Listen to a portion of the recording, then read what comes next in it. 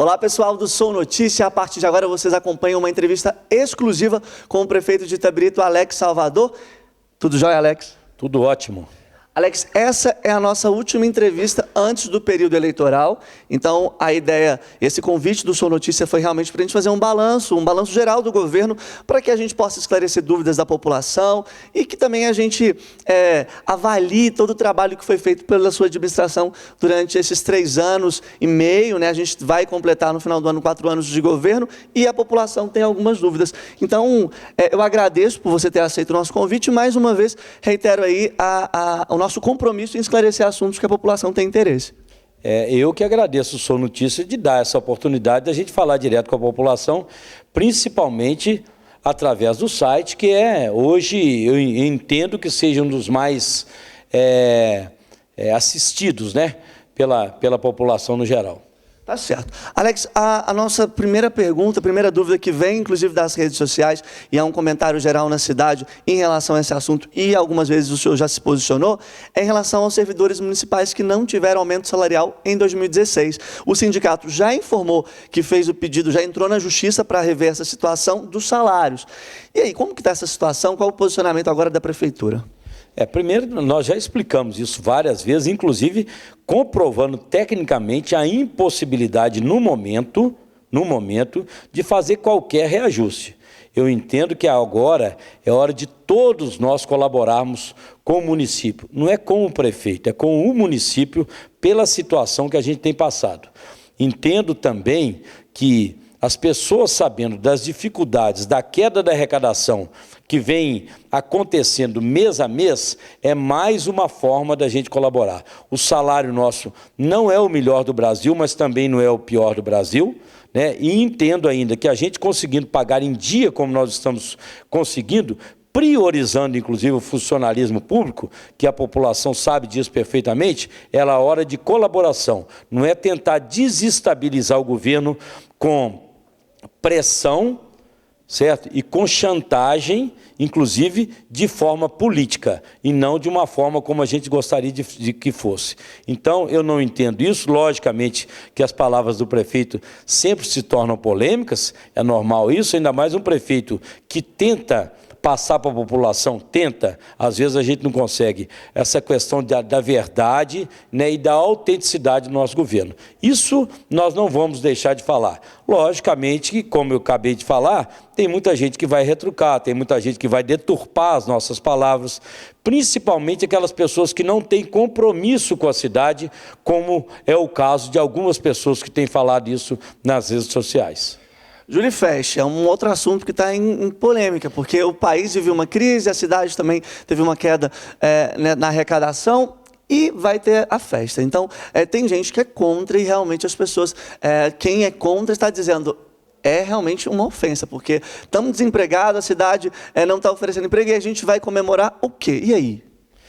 Primeiro que é o seguinte, que por causa de crise, não quer dizer que a gente não tem entretenimento na nossa cidade. A gente tem que ter. No Brasil todo tem, por que Itabrito seria diferente? Ainda mais uma cidade que a administração preza por responsabilidade no gasto de dinheiro público. Tanto é que ano passado nós suspendemos a Julifest. Se nós fôssemos irresponsáveis, nós teríamos feito a Julifest no ano passado e estaríamos devendo até hoje. O que nós fizemos? Suspendemos, porque a gente não sabia o que ia acontecer, e fomos trabalhando com muita criatividade e com a credibilidade que o governo tem de buscar patrocínios para o Julifest, como foi o que nós conseguimos esse ano.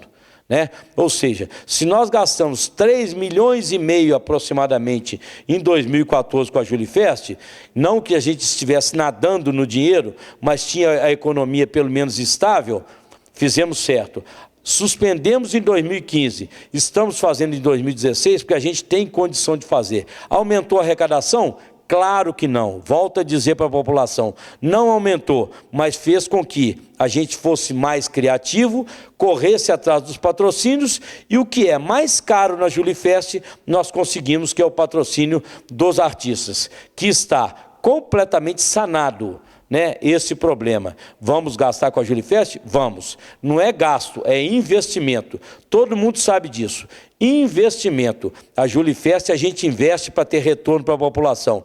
É isso que nós vamos fazer. E eu lamento muito que algumas pouquíssimas pessoas, ano passado nós suspendemos a Julifest, eles criticaram porque nós estávamos suspendendo a Julifest. Este ano nós conseguimos fazer, por causa do trabalho da nossa equipe, estão criticando porque nós vamos fazer. A gente realmente não sabe como agradar essas pessoas que nada na vida está bom para eles. Nem com festa e nem sem festa. Lamento muito, nós vamos fazer porque a população merece e a grande maioria da população quer a Julifest, nós não podemos deixar morrer. E, Alex, tem um assunto que tem gerado uma grande repercussão nas redes sociais, inclusive a gente já viu uma movimentação, você já falou sobre esse assunto, que é o canil. Muitos defensores de animais têm falado sobre esse assunto e eu gostaria de saber qual a posição sua enquanto prefeito e da prefeitura em relação ao assunto. Pois bem, o canil agora é prioridade, porque se não fosse a gente não estaria fazendo, né? Tinha outras coisas que eram prioridade antes do canil, nós conseguimos fazer e agora é hora do canil. Estamos trabalhando para isso, entendemos que há uma demanda muito grande para isso. Agora, precisa de haver colaboração de toda a população, não deixar só por conta da prefeitura e da ONG para poder resolver isso. É isso? Você não pode pegar cachorro e julgar de qualquer jeito, deixar em qualquer lugar, né? Abandonar em qualquer lugar. É uma vida também, então a gente precisa ter essa responsabilidade. A prefeitura, como sempre, está fazendo a parte dela, mesmo não sendo obrigação da prefeitura, mas ela está fazendo a parte dela, junto com a ONG Animal. Eu acredito que vai não resolver, mas que vai melhorar consideravelmente essa questão dos animais. Outro assunto, Alex, a gente já acompanhou até pelo Sou Notícia a questão do momento de desemprego, a crise econômica que assola o país e a cidade vinha com uma perspectiva muito grande de chegada de novas empresas, inclusive no distrito industrial. Você pronunciou várias vezes, os veículos de comunicação, inclusive aqui no Sou Notícia, na rádio, para os jornais, que esse ano a gente não teria desemprego, seria um ano diferente para os cidadãos, para quem mora em Itabirito e para quem precisa trabalhar. Mas, de fato, isso não aconteceu até o momento da forma que estava sendo esperada. E aí, qual é a previsão? Quando isso vai acontecer? Quando as empresas realmente vão começar a funcionar na cidade? Eu entendo que houve um equívoco aí, ou da nossa parte ou da parte das pessoas que entenderam. Não é que não haveria desemprego em 2016. Não dá para fazer milagre. Não dá para fazer milagre, né? A gente faz milagre, que é uma expressão muito forte também, mas a gente faz o que pode, né, dentro das nossas possibilidades. Nós realmente concluímos o nosso distrito industrial lá na 040, com várias empresas, algumas delas já estão, inclusive, se instalando, como é o caso da Santa Maria e outra que tem lá, porém, tem um processo muito grande para a instalação e muito burocrático para a instalação dessas empresas. Diga-se de passagem que uma das primeiras coisas que tem que ser feita é o licenciamento ambiental, que não depende do município, que não depende da prefeitura, depende do Estado. E o Estado está parado. E nós não podemos interferir nisso. O Estado está parado. Tem aproximadamente 30 licenças que tem que ser feito por dia no Estado e eles não dão conta de fazer nenhuma. Então, não é responsabilidade do município. Mais um exemplo, a Metso, que nós já concluímos, está sendo, inclusive, já montada dentro do galpão da Delphi. O que acontece? Não pode funcionar. Por quê? Licenciamento ambiental, que depende do Estado, depende do governo do Estado e não do governo do município. E isso acontece. E quanto à perspectiva de criação de empregos, eu entendo que, mesmo com a demora toda do Estado, mesmo com a demora toda que nós estamos tendo a nível de governo federal, a nível de governo estadual, dentro de um ano a gente já esteja com isso funcionando. Alex, mais um ano atrás você anunciou que deveria acontecer. Tem muita coisa que a gente anunciou, achando que seria só boa vontade do prefeito, que seria só boa vontade do pessoal do município, que seria só boa vontade das empresas que estão chegando e que foram barradas pelo governo estadual. Aí eu sinto muito. Mas mesmo assim, eu insisto e garanto para a população que as empresas estão se instalando. Ou seja, o processo de cessão dos terrenos, a prefeitura fez. O processo de captar essas empresas para o município, a prefeitura fez. saiu das nossas mãos, saiu da nossa alçada a questão dos licenciamentos ambientais. Para eu entender, até como leigo no assunto e para quem está assistindo, esse atraso no licenciamento tem a ver com uma relação com o governo do Estado? Ou seja, a Prefeitura precisaria de mais influência para agilizar o processo ou não? É assim mesmo que a banda toca geralmente? Não precisa da influência junto ao governo do Estado, mesmo porque nós temos um relacionamento bom com o governo do Estado, pelo fato de ter também um bom relacionamento com vários deputados da base do governo. Então, não é questão de relacionamento. Hoje, nós relacionamos bem com qualquer tipo de político em qualquer esfera, tanto a nível municipal, como estadual, como federal. O problema é a inércia do governo estadual, que inclusive encontra-se indevidamente alguns funcionários em greve. E isso não tem condição, né? Não tem cabimento na atual. É o que eu falo de colaboração. É hora de todo cidadão brasileiro colaborar. Ah, mas a culpa é dos políticos. Não de todos. Não de todos. A gente não pode generalizar. Nós estamos pagando um preço. Ou seja, aquele velho provérbio ou ditado, como queiram entender, os justos pagam pelos pecadores, né? E entendo, inclusive, se o grupo político que estava na prefeitura, na ocasião, tivesse trabalhado para que fosse trazido para Itabirito várias empresas, hoje nós não estaríamos com esse problema, certamente. Certo. Alex, vamos fechar a entrevista da seguinte forma, fazendo agora um balanço geral, como eu anunciei no começo da nossa conversa. Afinal de contas, a lei eleitoral vai proibir, a partir do mês de julho, a sua divulgação mesmo, a sua aparição como prefeito da cidade. Então, a gente cumprindo e respeitando a lei, faz essa última entrevista, então, para fazer um balanço geral do governo. O que o governo Alex deixa de marca nesse momento? Como é a avaliação? O que mais marcou? O que a população recebeu de benefício durante a sua gestão? Bom, primeiro que eu acho que a população mais recebeu do nosso governo foi a responsabilidade no gerenciamento da cidade, como poucos governos fazem. E não é pelo prefeito, eu volto a dizer isso, o prefeito está simplesmente comandando e escolheu a equipe. O mais interessante é que a equipe é boa de serviço, e muito boa de serviço, e muito responsável, como é o caso de uma Marília Toledo, que é a secretária nossa, por exemplo, de Fazenda, que tem 40 anos de prefeitura e passou por vários governos. É a forma que a gente tem de escolher. Então, eu entendo que a maior obra do nosso governo foi a adaptação à crise, a adequação à crise. Nós sentimos. O que nós sentimos em Itabirito? Desemprego e um pouco da falta de segurança, que é normal no Brasil inteiro. O resto da população não pode reclamar. A nossa saúde é de primeira linha, de primeiro mundo. A nossa educação é espetacular, o nosso entretenimento, como nós acabamos de falar aqui da Julifest, é muito bom. O esporte nosso só não faz em Itabirito quem não quer, né? E tem defeito? Tem, como todo governo. Nós estamos vivendo em Itabirito num paraíso? Mentira, não é um paraíso, mas nós estamos muito bem, principalmente considerando a crise. Poderia dizer para você, se está aqui, ficar falando aqui pelo menos durante 10 minutos, várias obras que nós fizemos. Escola de São José, Senai, UBS Central, UPA, Casa dos Bombeiros, Escola do Córrego do Bação, zerada, novinha, que nós vamos entregar agora no dia 1º.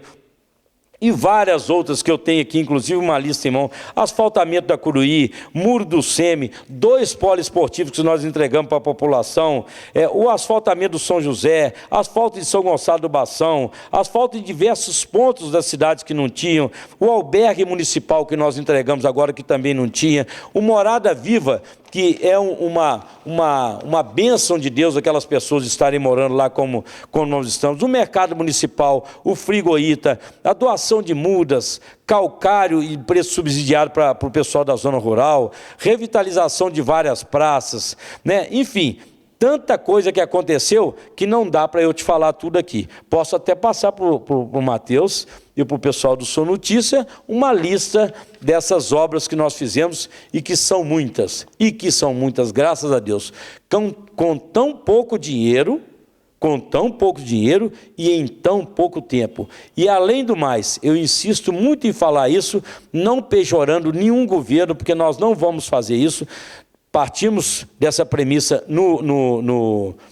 na nossa campanha passada, fizemos durante esse governo tudo isso, e se caso viermos a ser candidato, que agora nós somos pré-candidatos, nós vamos fazer a mesma coisa, sem ofensa e sem briga, absolutamente. Mas não podemos deixar de dizer que nós tivemos que fazer um papel diferentemente de outros governos, ou seja, nós tivemos que construir, como nós construímos várias grandes obras, e reconstruir a cidade. E demos conta de fazer quase tudo. Tudo não, ainda tem muita coisa para ser feito. Então é isso.